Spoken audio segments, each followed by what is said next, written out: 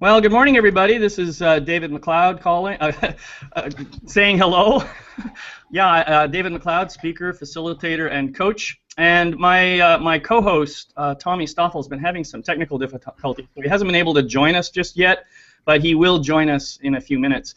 But meanwhile, I am very, very privileged to have my good friend and fellow messenger, Mr. Bob Doyle, here with me today. And I don't know if you know Bob, but Bob has been around involved in the law of attraction business, I guess, for quite a few years. In fact, Bob started out doing, I guess he calls it guided meditations and visualizations in about 1998 or so, and that kind of led him into the law of attraction discussion. And well, without further ado, let me just bring Bob on. Bob, it's so great to have you here. I'm so glad you joined us, and I'm really excited. So tell me a little bit more about your involvement with law of attraction, how you got into it, and what it's meant to your life. So thank you, first of all, for having me here. It's great to connect with you and your audience.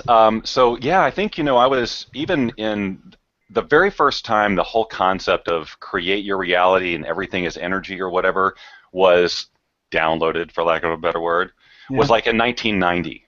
And I just had this sort of aha or knowing. I couldn't communicate it. It was just all ideas in my head. And I literally spent like the next almost 10 years just trying to piece it together. Wrote tons of pages of notes and theorizing and just thinking I was brilliant, right? So, I'm the only one who knows this stuff. How do I tell everyone, right? Right. But however, I still couldn't use that knowing, like I couldn't somehow implement it into my life to create any sort of result. But yet I just sort of knew it was real.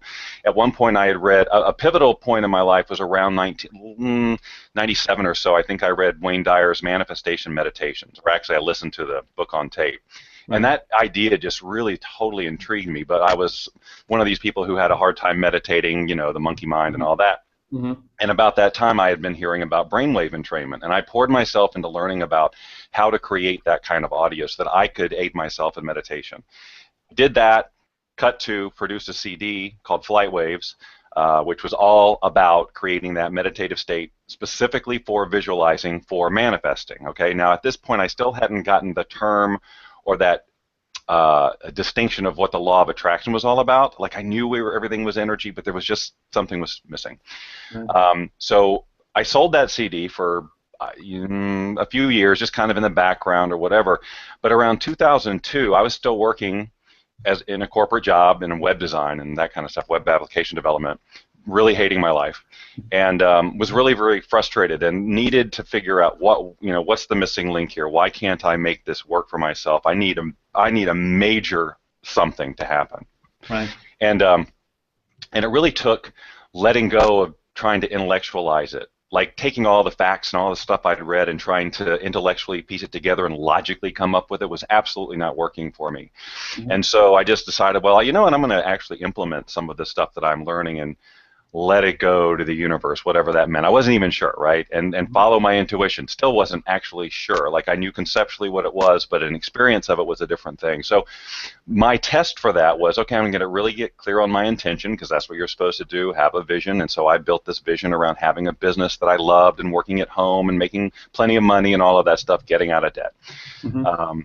And decided that the way I was going to listen to my intuition was just to look for anything unusual to pop up. Like I knew there was a pattern to what was happening before as I was trying to intellectualize everything, but I figured, well, if I try this new thing, I'm going to look for the universe to respond in some way that is unusual, something different, to get me to a different place.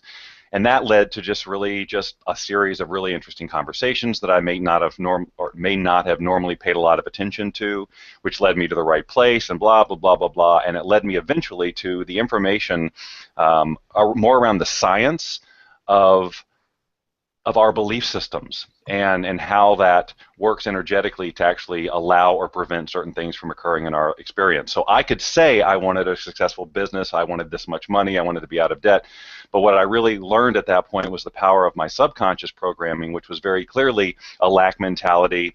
Debt's just part of the equation. It doesn't matter if you love what you do. This is just because I learned that from watching my mother, who hated her job, and we were always in debt and always had financial struggles. Once I identified that as just a program that was running, and learned that I could actually change that, you know, change those belief systems, change my energy so that I could then allow other things to occur in my life. That was sort of my big, huge aha. Then it became the process of, well, how am I going to change those things? And I started at that point with simple things like, you know, vision board type techniques, just putting a different image in front of me instead. So I changed my bank account statement and had that in front of my eyes the whole time, and the cars I wanted, really old school law of attraction stuff. But it did work. Mm-hmm. It's just that now, especially since more and more people have focused on the law of attraction, what it's about and the science of it, you know, there's more and more of these release techniques coming out, things like emotional freedom technique and the Sedona method, which allow you to deal with that energy, I feel, in a more direct and efficient way than just kind of affirming it out every day, and right. or even just looking. Like, I like to use those tools like affirmations and vision boards along with release techniques, because I feel like that's the most efficient way. If you look at a vision board filled with stuff that is way outside of your comfort zone or something that you've done before, most likely, yes, you can get excited, but also you're going to hear all those voices about, you can't do that, how are you going to do that, or whatever. Right. But if you have a release technique and you deal with it in the moment, then that tool becomes effective, as opposed to something that actually can perpetuate your frustration. So my career has been all about learning more and more about releasing, really. Yeah, yeah. So what I'm hearing in that is, first off, you got clear on some of your own limiting beliefs, and then you decided to take action on changing those limiting beliefs. And I think that's one of the key features of the law of attraction that a lot of people tend to miss. I hear a lot of people saying things like, well, if I just think about it and focus on it, then it will just kind of manifest in my life. I think what you've highlighted here is that thinking part is really important, and the feeling and the, you know, the saying of the words and so forth. But if we don't take action, then what is the point? It seems to me that there has to be an action element in there. There absolutely is, because see, we're all part of this energy, of this ocean of energy that is the universe, and it's always flowing and it's always in motion, and we need to be in motion too. So when we create a vision for ourselves and we basically communicate to the universe, this is what I want to happen, or whatever, then the universe responds to whatever you're energetically putting out there, and then basically is doing whatever it can to move you into being into alignment with what you're visualizing, which is going to mean that you're going to have to move from where you are to whatever the next thing is, which is going to mean taking some action. It might mean writing that book, or writing that article, or calling that friend, or whatever it is. But you're not just going to sit there and make demands on the universe and be still and wait for stuff to happen. It doesn't work that way. But the thing is that you might say, well, then what's the point if you're doing all the work? But the thing is the universe will truly guide you in the most efficient way, in a way that can be fun and feel easy, and that you're in your state of passion and bliss, as opposed to feeling like it's hard work and you got to trudge through this and all these obstacles and barriers. It can be a lot easier than people are making it if you understand how the law of attraction is at work, and it's always at work. The other big misconception is that people think that, well, I'm going to activate it.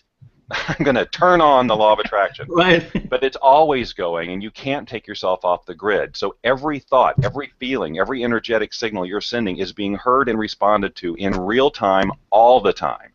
And that's what people are. So there's a lot of kind of, responsibility with that. It's not like you can just turn on the law of attraction tool and then turn it off when you're having a bad thought. Okay, I don't want the universe to hear this. It does not work that way. No, that's a really good point, and that's a lot of my own teaching too. Actually, my main teaching is really all about the magic of I am, and what people don't realize, we walk around, a lot of us, in a kind of a state of, well, we can only call it sleepwalking, where I'm just living, and the life is happening around me, and I'm not really taking responsibility for my life, and yet the truth is, my unconscious or my subconscious is what's creating my reality for me. Yes. And so I am creating my reality whether I'm aware of it or not. So your point is very well taken, and I think extremely important for people to understand. We're constantly engaging this law of attraction whether we want to or not. Right. There's just no way to avoid that. That's right. So what this becomes is, so we've always been doing this since man was created. This is how it's been working. Now we're becoming conscious of it, And so right now we're still in this phase of where everybody wants it easy and like in 3 easy steps, because that's what the personal development industry does. Yeah, I know. It's like, let's take this thing that's really amazing and really defines how the universe is put together, and let's try and simplify it into like attracts like and see if people can do something with it. Well, it just isn't that way. And so, you know, I have taken it upon myself to, you know, my focus has always been on the science of this, understanding that there are people who are going to be always skeptical of it, and because it's a different kind of a science. We're talking about quantum physics, which in and of itself is difficult to study because of the fact, you know, very famous, you know, studies have shown that the experimenter influences the outcome of the experiment, because so it's one of these things that it's tricky to quantify. But what I really try and do for people is give them that aha moment where they just get it, they just see it without having to have a bunch of equations written down in front of them. If they want to wait for all that, they can keep waiting, but I'm saying that you can utilize this information now and start creating a life you love. Yeah. You know, or, you know, so I totally get the skeptical mindset. That's where I came from, and that's why I always start with the science, so that people can say, okay, I get that this is a real thing, and then that piece of the resistance can go away, and now they can just deal with their you know, their other limiting beliefs around money or success or whether they deserve something or not. But the question shouldn't have to be, is this even real? Because it is. It just takes a while to explain it to people, because it's so different. It's a different kind of science. Right. So I guess what I'm curious about now, you talked earlier about working in a corporate job that you didn't really love all that much, and that you had a lot of debt, and what you started doing was started changing the way you were thinking. And what I guess I'd like to know now is if you could give us just a little bit of a picture of how your life has changed as a result of having really taken on this law of attraction and applied it to the different aspects of your life. The most important thing I've gotten is the fact that I can take personal responsibility for what's happening in my life. Now, that doesn't mean that everything is always great all the time, because I'm a human being and I have my lifetime of limiting beliefs and stuff that still pop up, even though I'm constantly on top of that now. Now I'm more aware of that, and if I see a pattern, I can go do something about it, but new ones are still showing up. You know, I'm 48 years old, that's 48 years of crap. Right, so it's going to show up, but knowing that there's something that I can do about it is extremely empowering. So just knowing that alone is great. Allowing myself to honor the big dreams and know that to the universe there isn't any big or small. That's something that we perceive. So it's fun to play with this, you know, expanding my own comfort zone and thinking bigger and bigger and bigger, and allowing then, you know, new and bigger experiences to come into my life. You know, many amazing things have happened. The Secret was one of those things that, you know, I'd been teaching the law of attraction for several years. I had no vision board saying I want to be in a movie about the law of attraction, right? So that wasn't, you know, that wasn't a specific thing. However, I did have a very clear vision in my business and my own personal life, and that is to get this message out into as many willing minds as possible. Willing, because I'm not one of these people who wants to spend my time debating this stuff. I really want to help the people who are ready to go. Right. So that was my sort of my mantra, and it guided everything I did, and I think it helped me to attract the right people, the right information, have the right ahas. But then, of course, when an opportunity like The Secret comes along, you know, basically my goal, my vision was exactly the same as Rhonda Byrne's. I mean, that was her vision too, to get these concepts into as many willing minds as possible. So it's natural from a law of attraction point of view that she would find me, someone with that type of message, and I think that's how she found most of her people, certainly the first round of people that she went to. That sounds really awesome. And I just noticed that Tommy's on video. I'm wondering if Tommy can see us now. Can you see us and hear us? That's funny. Okay, so I can hear you guys. Well, we can hear you, Tommy. All right, I'm hanging up the phone. Sounds like we still have a technical problem here. You can't hear me? Now we hear you. We hear you. Yes, we hear you. And right. I don't think he's hearing us. All right. Well, so anyway. I can hear you fine. So anyway, Bob, I just wanted to say, so the Secret came out in what, 2005 or so? Somewhere around there, yeah. Yeah, and so you started off as a guy who didn't want to really do this corporate job. You kind of got clear on your own limiting beliefs. You set up your own way of thinking. You eventually attracted in the right people to help you or to get involved in creating this movie called The Secret. The Secret took off like a rocket and has been seen by millions of people. Mm-hmm. And so your vision of helping people has extended to tens of millions, maybe even hundreds of millions of people by now. I think that's pretty freaking amazing, dude. It is, and I have to check in with it every now and then because I do lose touch with the fact of that those numbers are probably accurate, and that I just don't think about it as my message being in front of that many millions of people, but it is what's true. So it is pretty mind-boggling.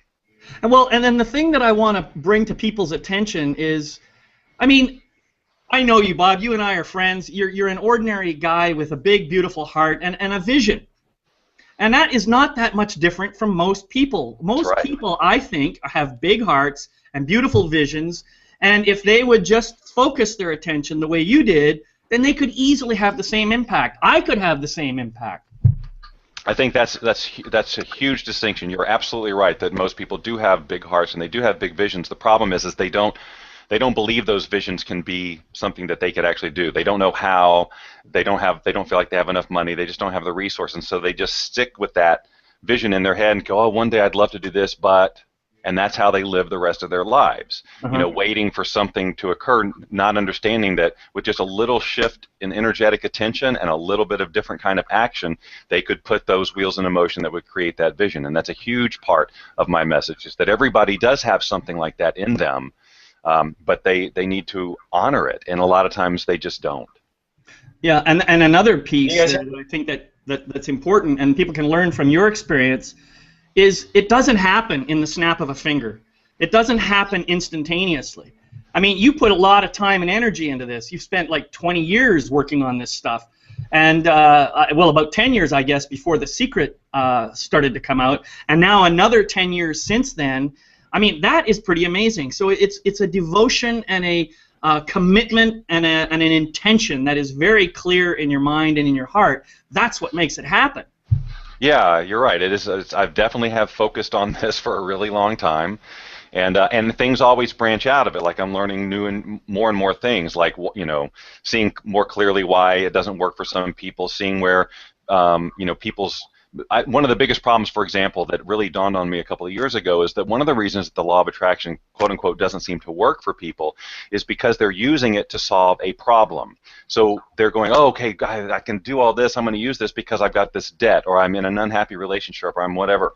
So their focus is actually still on the problem the whole entire time. So they're affirming to the universe while they're trying to create this vision that they have a problem that needs solving, as opposed to starting with a clean slate and saying, forget all that. What do I really want? Instead of trying to fix anything, let's just create from scratch, and that's a much cleaner way to do it. That's a beautiful point to make. I mean, Tommy, are you there? Can you hear me now? Yeah, I'm here. Oh, so you want to offer something? Great. Let's hear from Tommy. I do. Bob, welcome. Sorry I had troubles there. I've been listening, and thanks so much again for joining us here. You've hit upon a couple of things here of what people manifest, and what you focus on is what you're going to attract, right? So if you're focused on the problem, you're going to attract problems. And what I find is a lot of us walk around this planet, and I'm going to go on a little bit dark on us here, but we walk around the planet and we're bitching and complaining and we're moaning about things all the time, or we're watching too much Fear News Network and we got a frightened mind. So a lot of this has to do with how our minds are working, how our mindset is working with our minds and our emotions, and it's real important for people to understand that. You can't sit around wishing for some amazing thing to happen, and then you're constantly stuck in this negative, nasty mode in your head. Yeah. So there's got to be this element that, and David and I talk about this quite a bit on the show here, is getting some mind control, getting some mind training, getting yourself clean and clear, so what you're projecting out and what you're attracting in is on the plus side of things, right? Because otherwise you're just Attracting negatives. You really nailed it there, Tommy, because the thing is we're so programmed. We're programmed to worry, to expect the worst, to be, in the name of being prepared or responsible, we're wired to be all concerned and stressed and project the negative. And we're so programmed that way that it feels unnatural to go the other way, but we have to understand the energetic impact that that's having on our experience of reality. If we insist on watching the news and immersing ourselves in that every day and going, God, it's just everything's going to hell, then you have to understand, okay, you're choosing to take on that vibration and bring all of those things as into the pool of possibility to your experience. You're bringing yourself into vibrational alignment with those things by being exposed to them, by going, yes, I agree, that's a terrible thing, and by allowing yourself to get caught into negative conversations with friends, because that's just what you do. Everybody likes to bitch and moan, like you said. But the first step is awareness that, wow, okay, this is just a behavior. It's automatic. I'm not even conscious of it, and I can choose something else.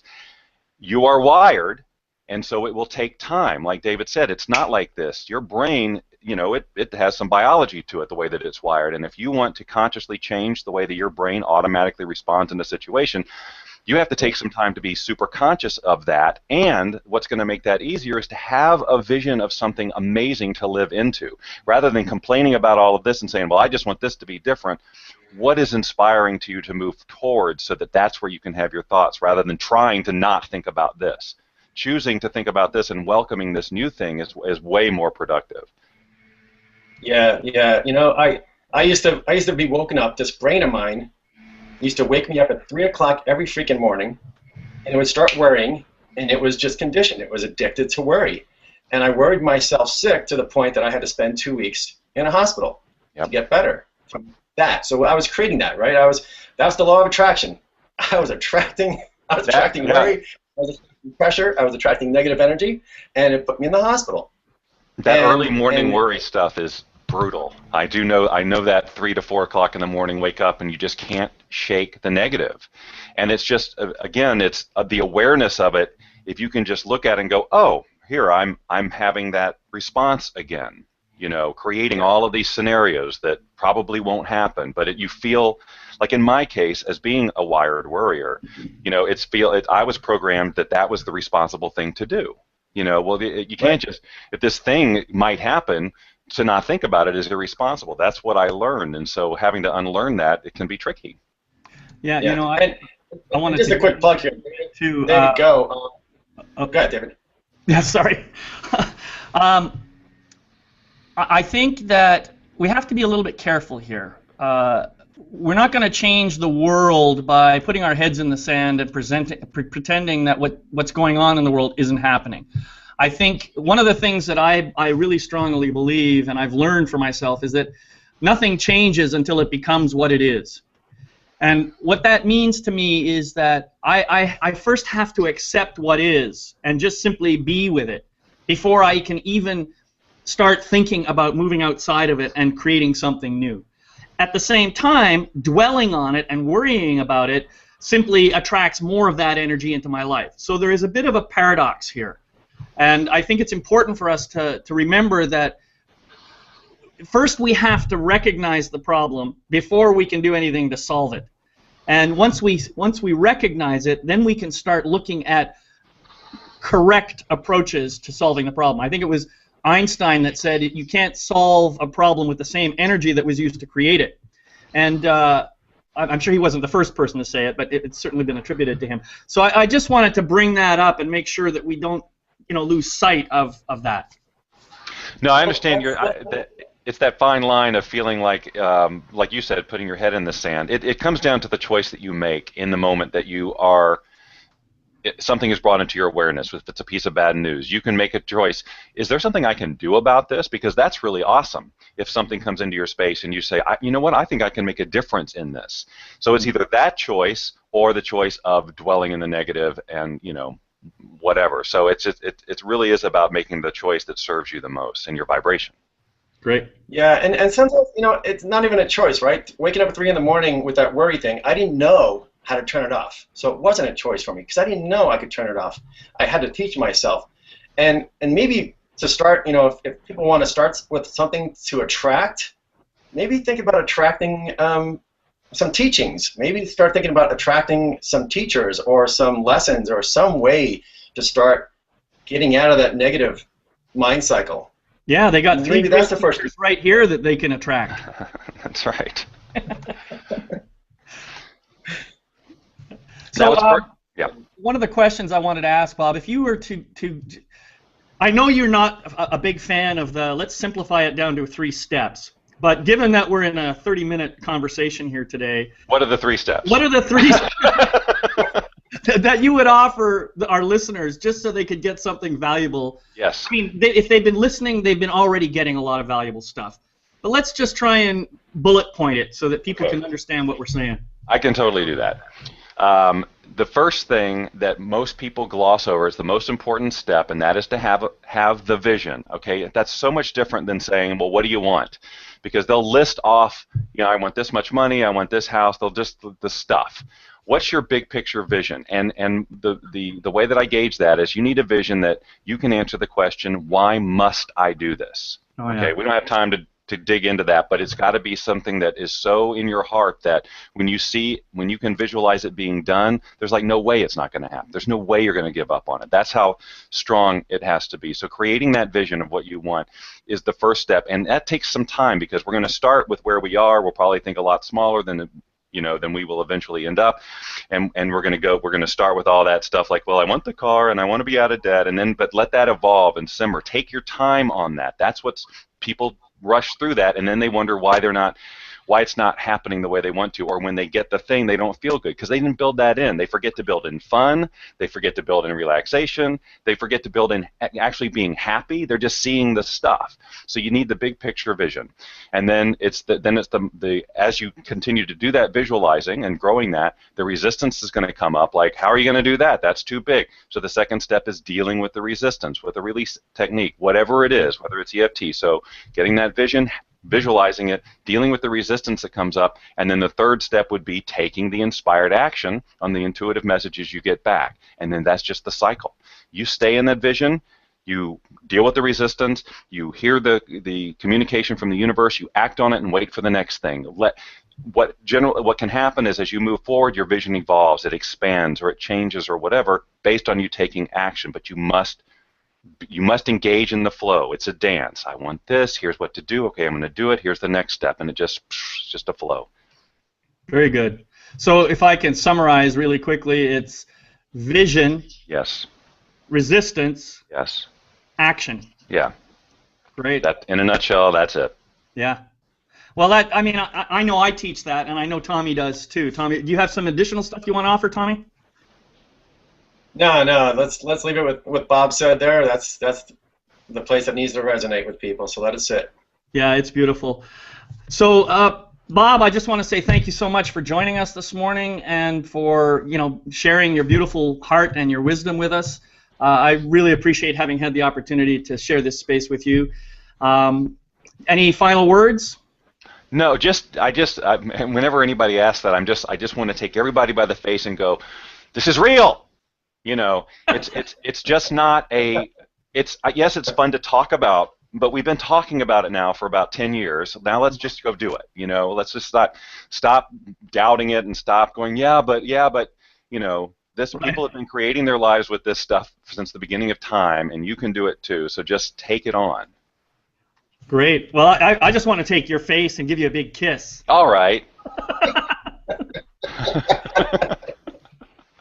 All right, so well, thank you guys, and I'm just going to say goodbye to everybody right now and let you know that next week we're going to be talking a little bit more about conscious self-creation. So I'm going to leave it like that for now, and we're going to just sign off. Bye-bye, everybody. Bye, all. Bye, all.